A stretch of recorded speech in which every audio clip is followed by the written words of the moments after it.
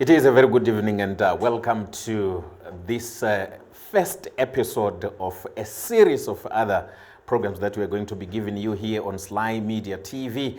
This is The Candidate. My name is Perfect Hlongwane, and we are going to be inviting a number of candidates on SlyMedia TV to find out from them what they have prepared for the electorate. We want to interrogate their plans, we want to interrogate their manifestos and make sure that as the electorate you have information on who to vote for. You make a choice, an informed choice. We are going to be here for the next 1 hour. And let me say that we are bringing you this program in partnership with Real Sound. They're the ones that prepared the set that we have here. But let me welcome and introduce my guests to you. I have on my near left here, Linda Masarira. Masarira. Thank you. I always mistake that. Linda Masarira, she is the president of a political party called LEAD, and she's also vying for Harare Central constituency in the forthcoming by-elections in March. And welcome to the program, Linda. Thank you very much. I also have on my far left, Norest Marara. Norest Marara is from the MDC, what shall I say? MDCT, MDC Alliance? What is it? I'm from the MDC Alliance. MDC Alliance. Yes, thank and you. He is also a candidate for Harare Central constituency, where they will be vying for that seat in the upcoming elections. Before we go in depth in our program, let's take a short break, and we will be back. We want to have a view of the next information. Kutaura kwako ngaire maridzo yakanaka zvinodiwa na baba. Hello and welcome everyone. This Thursday, Iwads and I will be hosting the senior lecturer Madzibaba Nicholas Zakaria here on the set at 9 a.m. Be sure to join us on our SlyMedia page on Facebook. That is SlyMedia Production. And also follow us, subscribe, my likes, Monozia Ngawande.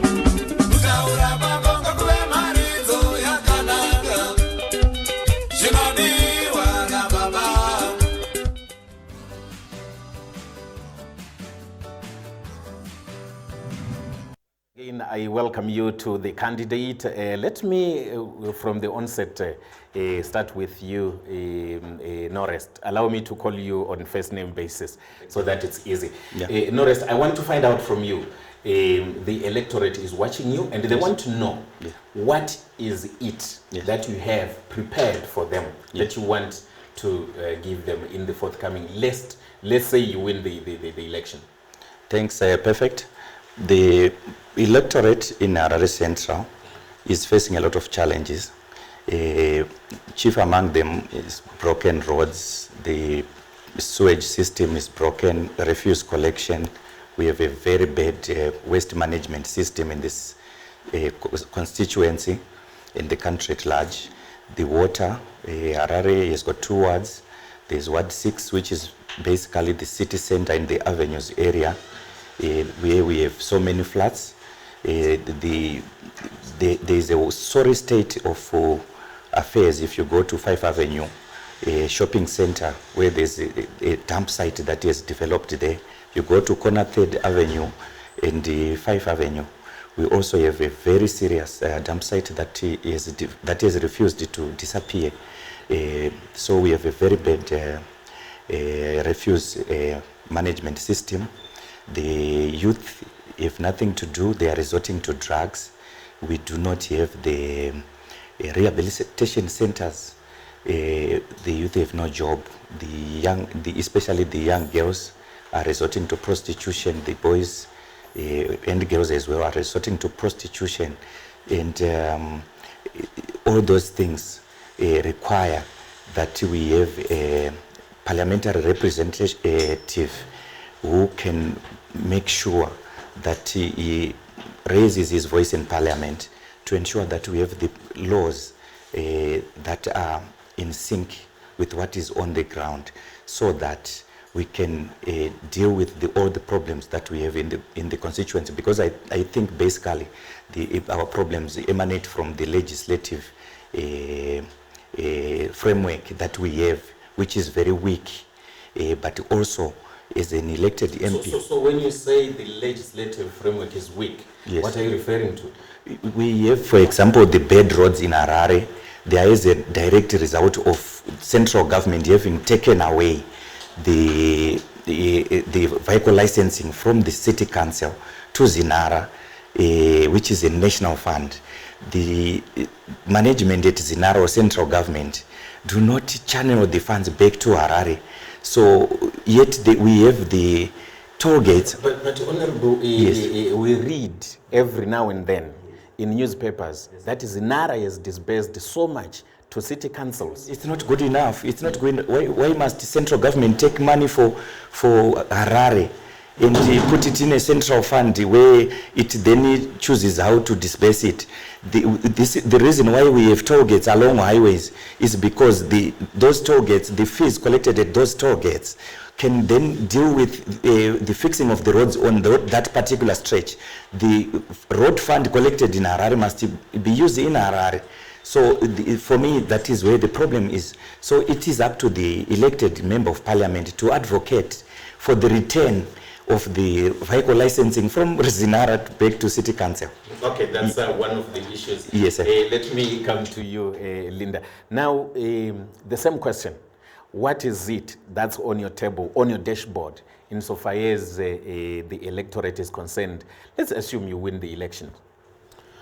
If I am elected to be the Member of Parliament for our central constituency, I have remained consistent in what I represent, in what I stand for. I'm a former trade unionist. I'm still passionate about labor issues. I'm still passionate about pensioners. I'm passionate about the welfare of war veterans, the vulnerable in society. And I strongly believe that there is no way we can resuscitate our economy or that we can attain sustainable livelihoods as long as people are getting paltry salaries, as long as our pensioners, the senior citizens, are getting paltry pension payouts, yet they contributed their hard-earned monies when they still had value. So these are over and above some of the issues that I had heart, that I'm passionate about, that drive me to want to go to parliament. I had a lot of people asking me this question. You're a president of a political party. Why are you running to be an MP? Actually preempted my question. Yes. And I'm going to explain this. Yeah. I am running to be MP because I still believe that I have something to offer to the electorate of our central constituency. Because when we look at our central constituency, it harbors NRZ, where there are employers who are still underpaid, who do not get their salaries on times, where they are still victims of the Zua judgment, who were not bold enough like myself to go to court and get what they are owed. They are still being owed to date. That is about 6 years later after they were fired. And it's not only the workers from NRZ, we also have workers from GMB, we also have workers from a lot of other private sector companies and parastatals right here in the heart of Harare who are still suffering, haven't gotten what they were supposed to get.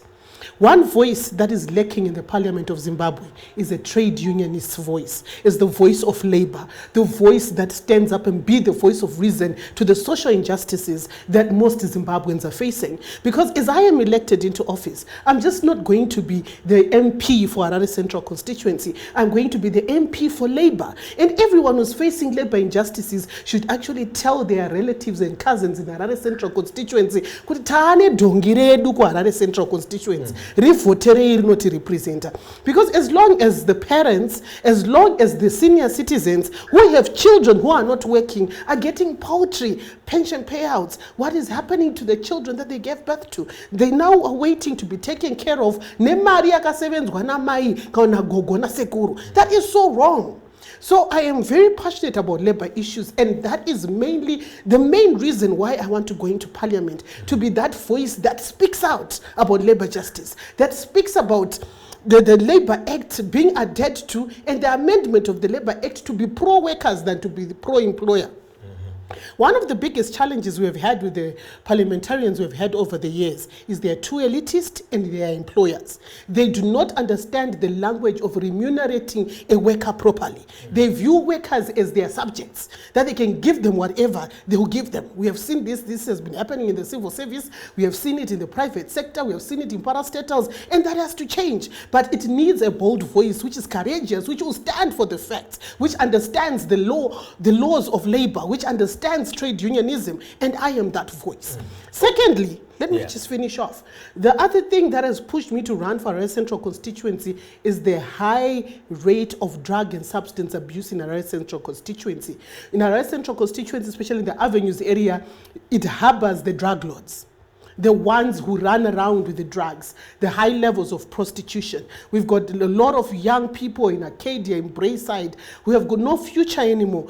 The death rate of drug and substance abuse is now very high. We now have a Mtoriro pandemic, which everyone is ignoring. When you hear people talking about drug and substance abuse, it's cosmetic, or there's a donor who wants to pour in money into that particular subject. But I want to get in, I already have a plan of setting up of drug rehabilitation centers in all the 10 provinces of Zimbabwe, which are state funded, which will ensure rehabilitation of all the young people and all the other people who are now hooked onto drugs.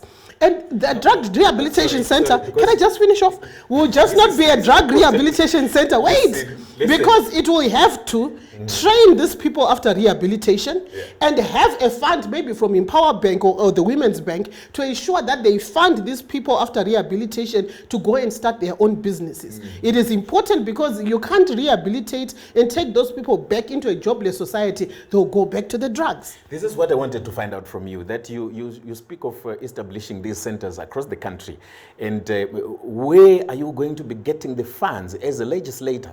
The funds. We know that the government, gives a CDF, and it's parliamentarians have been saying it's nothing really. I'll answer on the CDF later, but I'll respond to the money.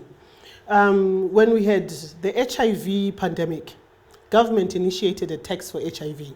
I'm going to push and advocate for a tax to deal with drug and substance abuse so that those funds will be channeled to establishing these centers that I'm talking about. There's nothing that is impossible. What we have currently are legislators already saying we are overtaxed, and you add another tax. There are taxes that are supposed to be removed and taxes that are no longer valid in this day and age. We've got that rice tax, which was outlawed, but people are still paying that outrageous rice tax. There are a lot of taxes that would have to sit down as the new faces in parliament and say this is nonsense and debate this as we go to the mid-term budget, which will be coming soon. And those are the important factors. But the problem that I've always had with candidates and the electorate is they keep on voting for legislators who speak about the roles of councillors. The electorate is supposed to know the role of a member of parliament. What is it that a legislator is supposed to do? What is it exactly that I'm voting for when I'm voting for an MP? The role of a member of parliament is to legislate, to represent, and to provide oversight. And when they are representing your interests at the legal framework level to ensure that do the laws protect your interests as a people. But most of the times I hear of candidates, MP candidates, okay, we're going to deal with roads, we're going to do with service delivery, we're going to do with that. Those are councillors' responsibilities. Those are local authority responsibilities. But from a legislative point of view, if I am elected into office, I'll ensure that I'll advocate for the Ministry of Local Government to ensure that a devolution becomes a reality, that Harare City Council will stand alone and be able to make decisions that are best for Harare. That is what we need going forward. We need an executive mayor. We need Harare City Council to be able to allocate its own budget and use it to develop Harare without being told that you can do this or you cannot do that. What is important at the end of the day, this thinking of borehole mantra, for me it's nonsensical because it is destroying the environment, it is destroying the future, because our great-grandchildren will end up having no underground water because we are busy extracting the water which is supposed to service them later on. We have to make sure that government has finished the Kunji Dam process and every person in Harare Central constituency has got running water coming out of their taps. Thank you so much, Linda. I come back to you, Norest. We want to find out, Linda speaks of candidates that do not know what they're supposed to do. candidates who vie for parliamentary seats, yet they do not know what their role is. We want to find out from you. You spoke about the issue of garbage, you spoke about the issue of roads. How do you marry the two? Thank you. Linda is very correct, and I agree with you entirely. Whatever she has said concerning the role of the MP is 100% correct. The synchronization comes in from a legislative perspective to say the laws that govern or that control the fixing of roads in Harare, for example, is because the city of Harare, if you allow me, has got a whole department of roads which deals with maintenance and fixing of the roads in Harare. We have directors at the city of Harare who are responsible for that. So we have a whole unit. It's not even for the councillor, if I may correct my sister there. It's not the role of the councillor to be fixing the roads, if I may say. She is supposed to supervise the directors of the various departments in the city of Harare, because the waste management, for example, has got a whole department which has got the trucks, it has this infrastructure. That being the case, where is the MP coming in? He must make sure that the law, for example, I spoke about the road fund, the vehicle licensing. The fund was taken away from under the feet of the city council by central government and thrown to Zinara. So the role of the MP is to make sure that you speak about it in parliament and push for the return. So it's legislative. You push for the law to be amended so that the fund is returned back to where it belongs. Then the council can be as independent, like my sister said, can be able then to fix the roads. But it is not the councillor that fixes the roads. The councillor is supposed to remind the directors of the various departments at the city of Harare, the director of water, to ensure that, to say we are receiving dirty water with the green water, which is not clean. So what is happening? To push the director of finance at the city council to channel funds to where it is needed most. You know, so it's legislative. Yes, so I entirely agree with Linda that it's not about the MP fixing the roads. It's not the role of the MP. It's not. I thought when I was listening to Linda, she is actually bringing a question of overarching, where an MP goes into the lane of a councillor instead of focusing on the role of the MP. Yes, that's very correct. And this is why you find some of the candidates are actually drilling boreholes. They are actually fixing roads. It's not their mandate. And the voter needs to be educated about that, because also generally the voter out there thinks that the MP's role is to attend the funerals, to be giving people food, to be giving people money. And if you don't attend the funeral, then they don't vote for you. You know, it is not the duty of the elected MP. So 26 March is by the corner, and you both are agreeing that the electorate is not informed in terms of what the MP is supposed to be doing. What have you been doing? I will start with you. Okay, from my point of view, I've been engaging with people. Not just now, I started doing that in 2017, where I started running an episode that was called Politically Incorrect. I'm doing various mentorship programs for young women, because I feel that women are not being given sufficient space in politics and governance issues, and also trying to teach them about their rights, their electoral rights, their political rights. And I'll tell you that with the several meetings that I've had, it has been shocking that most of the people I've had meetings with or engaged with have never seen the Constitution, don't even know that they've got political rights, don't even know that as they vote, they can, if it is a harmonized election, they can vote for a lead president, a CCC MP, or an MDC councillor. They don't know that. They don't know that they've got a choice to vote for a leader that they want. They just think that they're just supposed to vote for the popular vote. So there's a lot of political education that needs to be done, and it brings me back to wonder to what these CSOs who claim to be doing voter education will be doing, because people don't really know the reason why they're voting. And from my side, I've written a letter which I'm going to be putting into every letterbox like I did in 2018. I put letters in every letterbox telling people the essence of voting, the importance of voting, and why they should vote for me. Because I really feel that it's important to have a connection with the voter. It is important for the voter to know you and to understand you. But it is unfortunate that all the efforts that we make to try and connect with the voter, for them to try and have an informed position as they go to cast the vote, sometimes the effort that we put is put to waste. Because people will say, Anecha unga ndiani? And then you go for 5 more years or another year suffering. You don't even engage with the councillor or the MP because they are not there, because you voted for an MP and your issues are not represented. It's unfortunate that the former MP Murisi Zuzwai is not here. I would really wish for him to attend one of the debates, because he never actually said that. I will say to our viewers that we've been trying to call him, but his number went unanswered.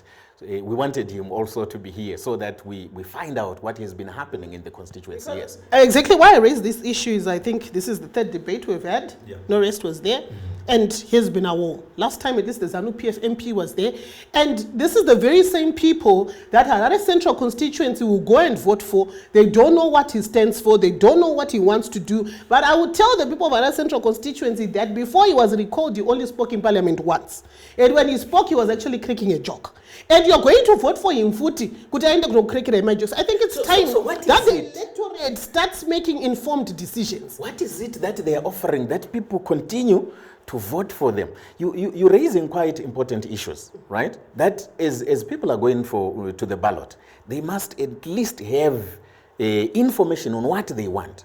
But they continue to vote for the same people that you are saying. Exactly, because when we talk about Murisi Zuzwa, he's been the MP since 2002, and people keep voting for him.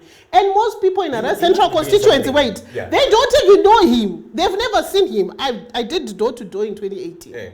I'm doing door-to-door again. Abamuzivi. They vote for him. Then that time they voted for him because Ndewa Changirai. Imagine they vote for him because Ndewa Chamisa. But is he representing you beyond being Munwa Chamisa? I mean, those are things that we have to interrogate. Zimbabwe has been run down since 1980 because Gumushano got Uitomu voted on Dwezan, Kandoam Gabe, and Doam Nangagwa. And we see the same repeating itself in the opposition. Are we doing justice to the future of this country? Utoramba swim in the same dark murky waters because we are failing to apply our minds. And sometimes I ask myself, we claim to be very educated, but we cannot even make informed decisions.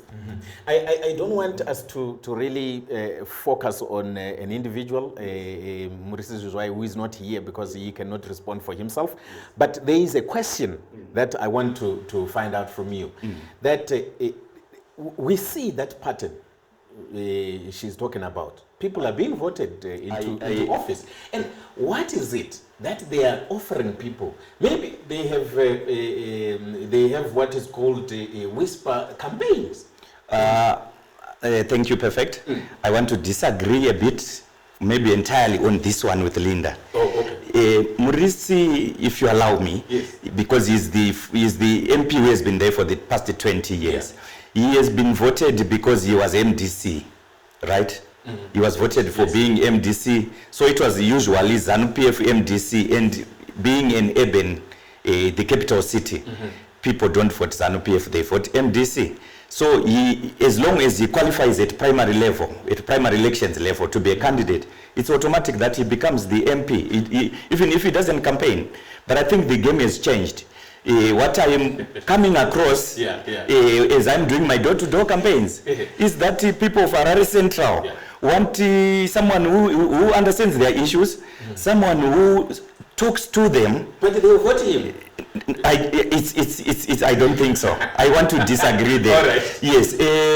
This is the same reason why he is putting up posters at night. He can't face the electorate during the day, and in public debates like this, I'm so disappointed that he is not here. He is running away from public debates. We want him to come live and face the electorate, because what the people are saying is we want someone who understands our problems, like the drug problem that we both agree on, the issue of prostitution, all the issues that are affecting the community.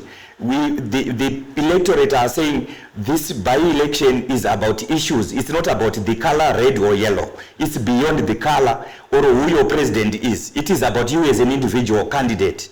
People are going to vote based on the candidate and the credentials of the candidate. What new value or what value addition the candidate brings on the table, because there are serious issues that needs attention. And this is on one area that I will agree with Linda to say the voter must vote or is going to vote based on what you as a candidate offers, regardless of the color of your party, yellow or red, or I don't know what my sisters call purple, yes, or who your president is, or which party you belong to. People are looking at you as a candidate. For example, yours truly, myself, I have over 25 years impeccable experience as a logistician. I'm a freight and customs clearing executive. 25 years, I've started from zero. I was born and raised in the rural areas, came to town looking for a job, worked a bit and got retrenched. And I started something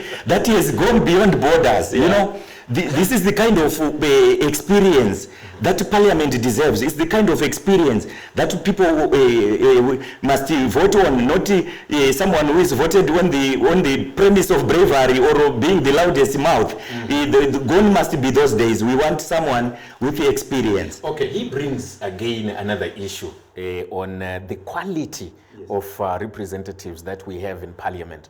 There was a discussion, a discourse sometime around issues of qualification, to say for an MP, for someone to contest as an MP, they must at least have some qualification. I want to pick your mind on that. I think I have to be candid with the truth here. Yes. We've got an MP like Joseph Chinotimba in Parliament. He represents his people well in Buhera. We all know that he's not that qualified academically, but when it comes to his constituency, he does wonders and he represents his people well. And I think when we try to raise this qualification issue, we will be trying to entrench elitism into our House of Assembly, because there are some people who are natural leaders in their own spaces who can organize people and ensure that they bring in the development that is needed in a particular area. Then we go to those who are academically gifted. Not everyone who's academically gifted is a good leader or can articulate what they learned. Because if everyone who's academically gifted was actually implementing what they did when they did their PhDs or their masters, I don't think that Zimbabwe will be in this sorry state. We've got plenty of people with MBAs, plenty of people with PhDs, but what do we have to show as a nation? Nothing. So at the end of the day, this issue to do with qualifications, I don't think that it is an issue that we're supposed to be debating right now, because beyond Joseph Chinotimba, there are plenty of legislators and councillors that I know who have done wonders for the people that they represent, yet they do not even have any tangible qualification. What is important is to have a leader who cares about your livelihood, who knows and understands what needs to be done to transform your livelihood. What we need right now in Zimbabwe are people who are development oriented, are people who want to put development first, who want to represent the interests of the people, to uplift people's livelihoods. We have had 40 years of leaders who don't care about the livelihoods of people, both from ZANU and MDC or now CCC, whatever. That is the reality. Because I always take back people to the GNU era. During the GNU era, some people like myself thought that things would change for labor. I'll go back to labor because that is my speciality. Yeah. We had the Minister of Labor coming from MDC. We went on strike at NRZ. We were nearly fired for that. She signed for a show cause order. She signed, and we were shocked that these are the labor people coming from ZCTU signing for a show cause order for us to get fired. So what we really need to do in Zimbabwe is a total system overhaul. We need people with a mind like mine who are committed to saying we need to change the system. Yeah. Because chero mukaisa chamisa mukaisa mwanzora mukaisa ini system isina kuchinja. The same things will keep on repeating themselves.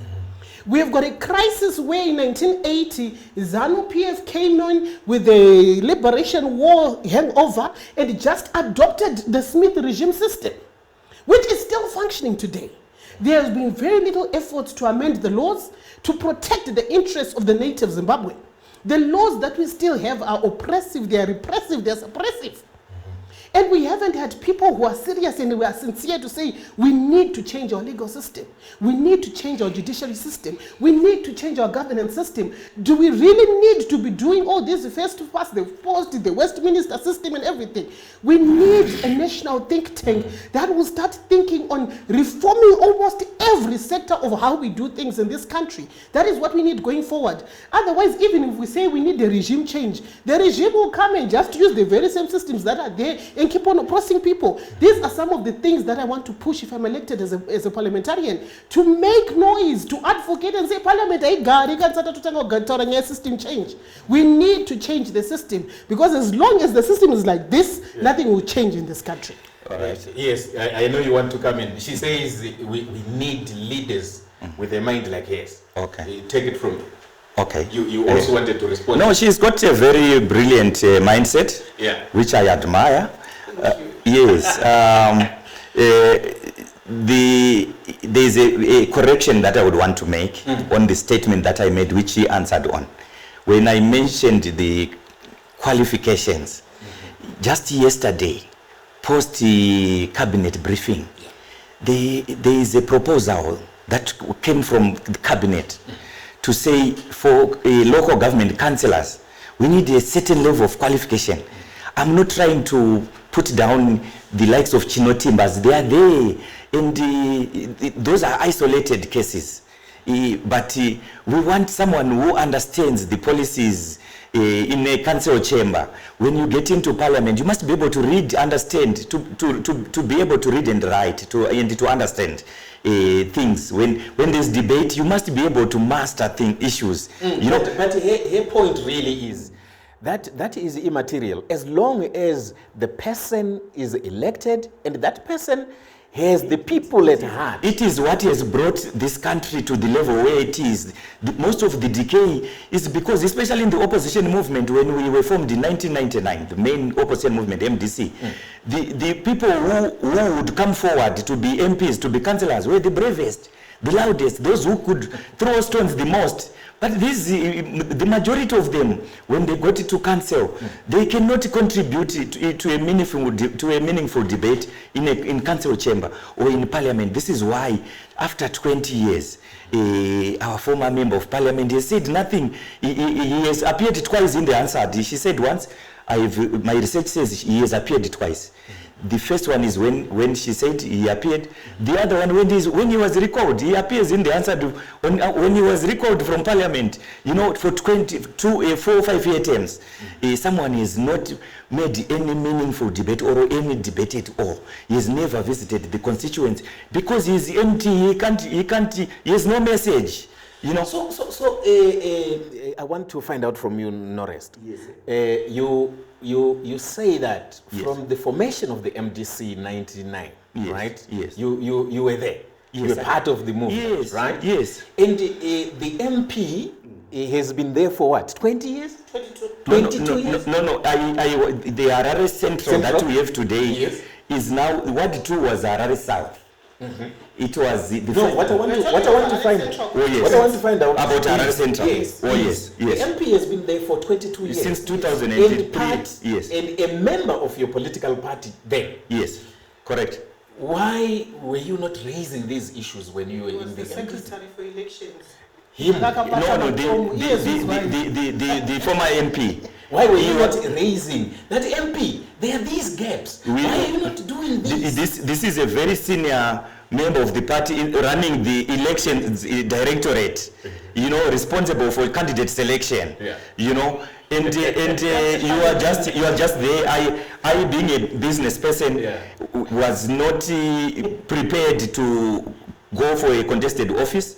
My focus was on my business. I thought the economy would improve. Then I could make my money in business. And the economy is not just allowing us to flourish. So I've decided to go there and change things so that everyone else can have a better life in business and wherever they are, you know. Linda, I want to bring you on a spotlight here. I also know that at some point you were part of the MDC, then MDC Thokozani. Some people are saying, Linda seems to be obsessed with positions. She was with the MDC, then went to Coupe, didn't get probably the positions that she wanted. She formed a political party, and they label you as a political turncoat. What will be your response to that? My response is, I am one person who's pragmatic, who is open-minded, who doesn't follow blindly. All of these issues I've been raising here, I raised them with the late Dr. Mogeni Chachangirai. I left the MDC in 2009, joined Tendai BT. I thought that he was the man, he was saying the right words. But when I was inside, Nakango Mavara Mamwechete, I left. Yeah. I'm being realistic. That's not me. I've got a vision, I've got a dream. We've got children that we're giving birth to.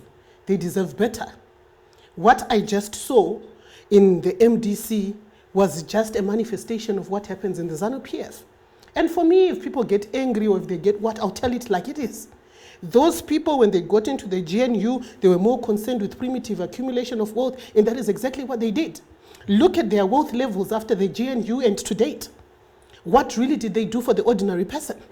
When we look at the leadership style in the MDC, in CCC, we'll see that it's a more of a dictatorial one. He was talking about his eye and his electoral directorate that you could not even start him. But I believe in leadership where if I come to you, even as the president of the party, share my ideas with you, you listen and say, no, she's making sense, we'll try and correct her. But the leadership we have had in the opposition is indini chete. Listen to me and what I'm saying. I'll speak about my brother, Nelson Chamisa. We were very close at one point. But soon after the fiasco in 2018, you know, one day I called him, you don't say no to me. So say, Mr. President. I'm like, Bruno, you know, these are the realities. I think it's not fair too much. We start disconnecting the relationships that we have. But I'll tell you one person who has never changed, Douglas Monzora. He still remains a brother that I respect. We still laugh. Like, if you call him Goma Dag, he doesn't mind. He doesn't tell you to do the president or whatever. Are you going to be voting for Douglas presidential election? I'll be contesting against him. It's allowed. Yes. Chigaroche usheka ichi. Kana muri chaimo kana baba vari mambo vakafa. Vana vese vanoenda kunocontesta kuchigaroche ushe. Havazoti takuzovengana kana takuzova vanozourayana zvavo but isati urayani. But chigaroche cheushe. But what I'm basically saying is I believe in me. Yeah. I believe in what I have to offer. And I will not let anyone trample on me because they think that I am too powerful, because I know that is one thing that has led to me not being listened to. So there's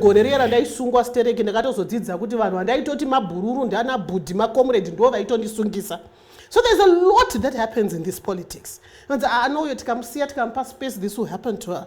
And it is said, and it is real, that there is no space for women in Zim politics. No space for women in Zim politics. We are going to pick up from there. We want to take a short break now, and when we come back, we are going to continue with this discussion on SlyMedia TV. We're streaming live, and I have on in the studio tonight Norest Marara from the MDC Alliance, and also Linda. You know, I don't want to mess your I have Linda from Lead. Stay tuned. Kutaura kwako ngaire maridzo yakanaka zvinodiwa na baba. Hello and welcome everyone. This Thursday, Iwads and I will be hosting the senior lecturer Madzibaba Nicholas Zakaria here on the set at 9 a.m. Be sure to join us on our SlyMedia page on Facebook. That is SlyMedia Production. And also follow us, subscribe, my likes, Monozia Ngawande.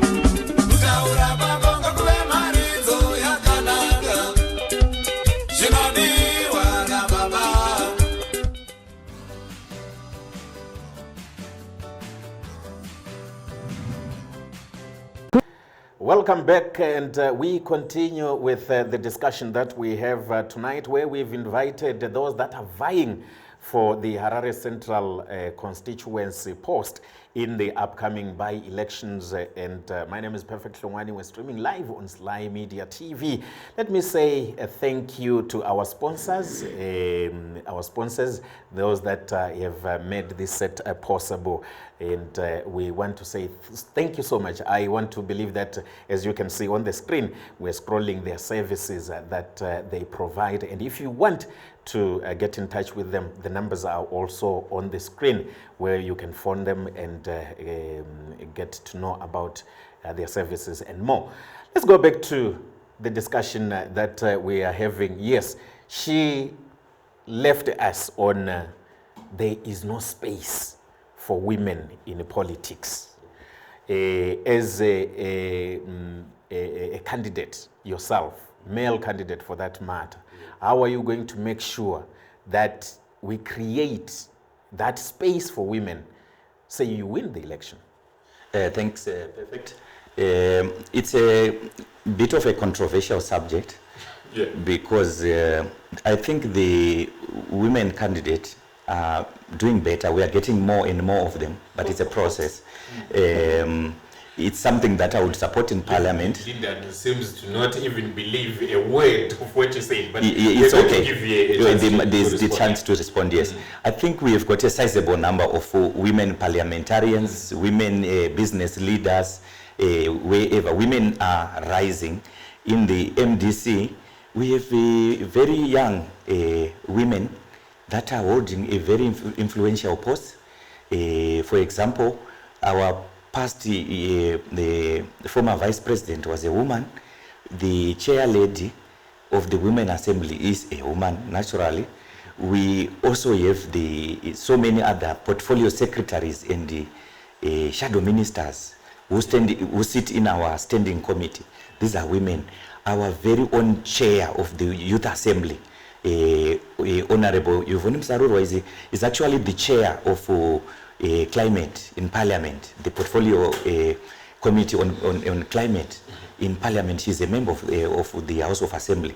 We have quite a number. There is a deliberate policy in our party, the MDC, to promote women. And the president of my party is advocating for the youthful leaders to lead today, not tomorrow, because there is always this notion that the youth are leaders of tomorrow, and tomorrow never comes for the youth. But in our party, the youth are leading now, and the majority of them are actually women, and we are promoting it. So if I'm elected, which I certainly know that I'm going to be, it's one of the things that I will push in Parliament, to have more women participating in Parliament and outside.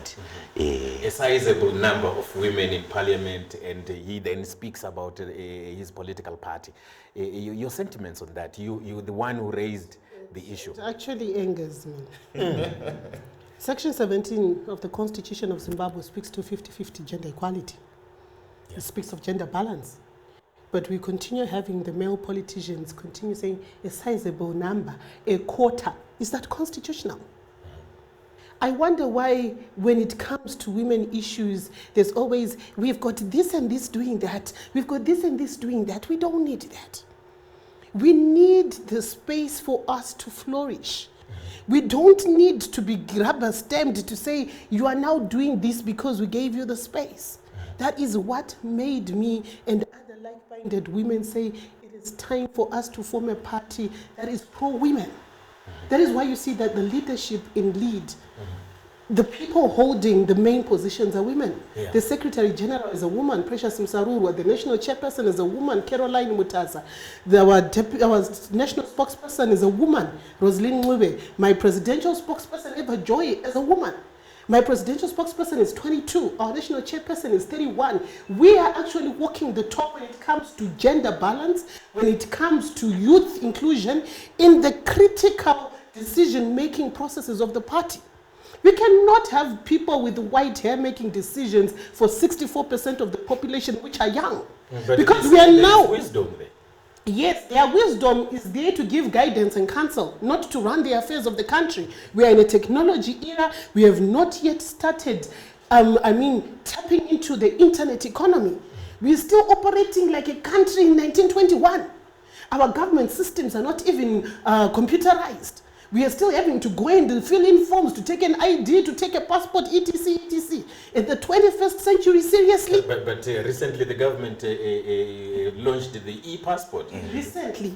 But how effective is it so far?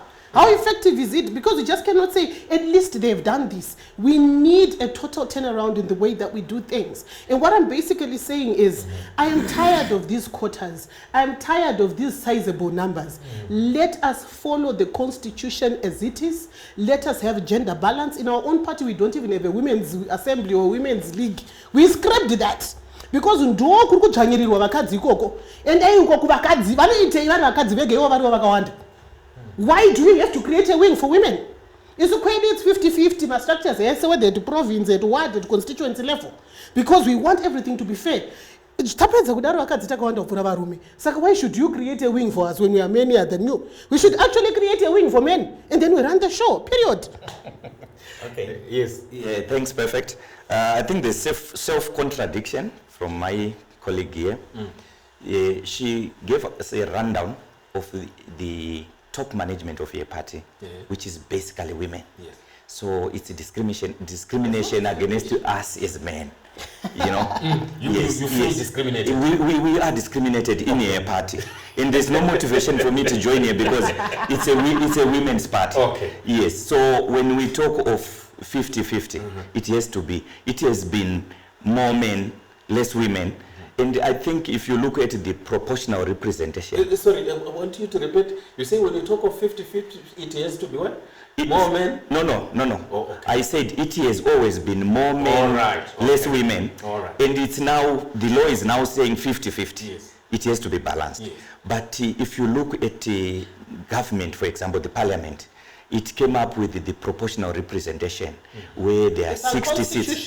With unconstitutional. It is unconstitutional. It's okay. The constitution speaks of 50-50. It's okay.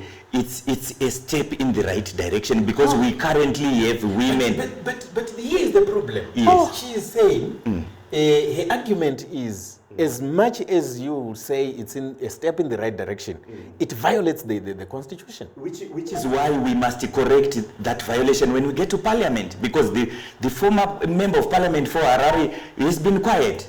These are issues that we must speak about when we get to parliament, to say this is an illegality, let's follow the constitution, let's have 50-50 parity. But I didn't understand that. As it stands, there is something that was done, which is women in parliament trying to cover that disparity. Illegal or not, it is up to us as MPs to highlight and say, this is an illegal thing that we did, let's correct it, but let's have more women in all the positions. Let's have 50-50, like she's saying. I agree with the notion of 50-50. I would love more, because when there are mothers leading, there's stability, there's less infighting and stuff, especially at the administrative level, any level, whether government or yes. I know, Linda, you want to respond. Just in a minute. All right. Yes. The 60 PR seats were put in when the constitution was done in 2018. Yeah. And they were supposed to run for 10 years. We're having the 60 PR seats ending with this 2018 election. Yes. Meaning that in 2023 there won't be 60 PR seats. Yes. But the patriarchal dominance nature of the men that we have in Zimbabwe politics, they went and put in an amendment to carry on with the 60 PR seats because they do not want to create equal space for political participation by women. Actually, the accusations are that women are the ones in parliament, are the ones that voted for that bill. Which women? In parliament. That's why I'm saying which women. Those women in parliament voted for that because they don't have anything that they stand for. The PR seats, my brother. You do not even have to do much. You have to be the bootlicker of the president of the party for you to be able to get there. That is the reality. And I know the women will get angry, but it's true. You don't have to do much. We don't need the 60 PR seats. Okay. I believe in meritocracy. Let every woman go and run, and let us run our race, and let's have our seats there 50%. Right? If we cannot do that, I am going to push for an electoral reform. We have to change the electoral system in this country, move from the Westminster system that we use, that we adopted from the British, come in with the PR system that is used in South Africa, where there's a zebra listing of candidates, and people just go and vote for a political party. Toverenga, MDC, yawana, 1,000 votes is 20%, more 20% of 210 ichi, Waverenga palisti paya. We are already using that system in Senate. So there's no reason why we cannot use that in the lower house of assembly, which are the MPs. Because if we are sincere as a country that we want to follow our constitution, it is time that we also make efforts to push for the electoral reforms that will ensure gender balance in the lower house of parliament, that will ensure gender balance in our councils. It is said that in the 26th of March by-elections that we're going into, only 15% of the women that were duly nominated are women. And as we go into the election, it won't be a shock that maybe only 3% will make it to parliament or council. That is the reality. The electorate also has to understand that it is time that they also put their faith in women leaders. Cast a vote for a woman so that we have women representation to be able to change some of these things that we cry about on a daily basis. It is important for people to understand that era we now also want to stand up to change our status quo. Because we don't even have women councillors pushing for that to make sure that our council clinics are well equipped. We don't have women parliamentarians who know what they're doing to push for proper maternal services in public hospitals. It's time that the electorate also changes their mindset and vote for women. Okay. I want to come back to you, Norest, and I want to find out from you, because I don't want to divorce you a lot from your political party, the history of your political party. Yes, thank you. That probably since 2000, MDC has been running local authorities, especially urban local authorities. Yes. Now, we want to find out what is it that you're bringing on the table that's new. Okay. Yeah.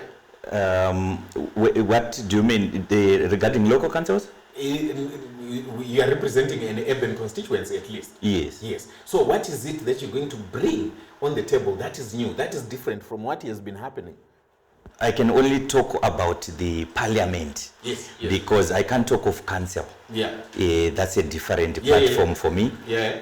What I want to do differently is to be a person who stays in the community, with the people, with the residents, dealing with the issues that affect the people. I want to be a messenger of the residents so that when I have parliament on a Wednesday, on a Monday, I can go and sit down with we will create a platform for discussion. Yeah.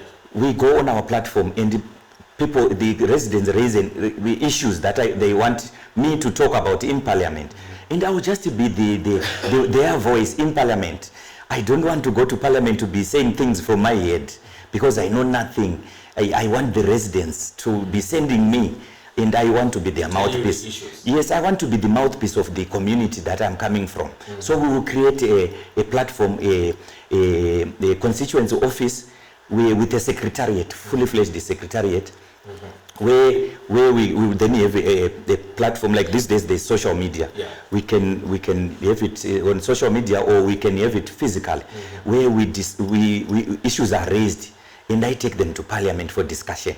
This is the kind of MP that I want to be. Because we are almost wrapping up. Penny is particularly with the immediate one who was there for 20 years. He has never done that. Because we are about to wrap up the program, in just 3 words, why should people vote for you? I represent change. I'm a very experienced business executive who wants to bring that experience to parliament and change lives for the better. The current opposition, as it may appear, is deviated. It resembles ZANU-PF, and I therefore want us to go back to where we started as an opposition. I come back to you, Linda. We are about to wrap up the program. I want you to sell yourself, to pitch yourself. A vote for Linda Masarira is a vote for sustainable human development. It is a vote for the future, a vote for a better community, and a vote for success. Thank you. A vote for success. We have come to the end of tonight's program, but let me say, we are going to be having a lot of these discussions. We are going to touch even on local authorities. We are going to bring in candidates for council elections to discuss the issues, their programs, their plans, and their manifestos, to see what they have to offer to the electorate. My name is Perfect Hlongwane, but let me say thank you so much for those that were tuned in, and let me also say thank you so much to our sponsors, Real Sound. We thank you so much. We meet again next Wednesday. Kutaura kwako ngaire maridzo yakanaka zvinodiwa na baba. Hello and welcome everyone. This Thursday, Iwads and I will be hosting the senior lecturer Madzibaba Nicholas Zakaria here on the set at 9 a.m. Be sure to join us on our SlyMedia page on Facebook. That is SlyMedia Production. And also follow us, subscribe, likes, Monozia Ngawande.